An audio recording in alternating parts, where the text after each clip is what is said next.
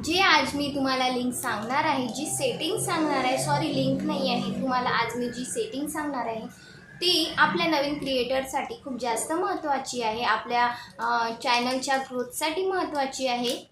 तर मित्रांनो, या सेटिंगने काय होणार, तुमचे सबस्क्रायबर थांबले असतील, 1 ते 2 सबस्क्रायबर झाले, मग मधात थांबत आहे, मग 10 सबस्क्रायबर झाले, थांबत आहे, व्ह्यूज वाढत नाही आहे, तर यूट्यूबने या सेटिंग्स आपल्याला याच कारणासाठी दिलेल्या आहे, ज्याने आपल्याला सबस्क्रायबर वाढण्यासाठी आणि आपले व्ह्यूज वाढण्यासाठी मदत होईल।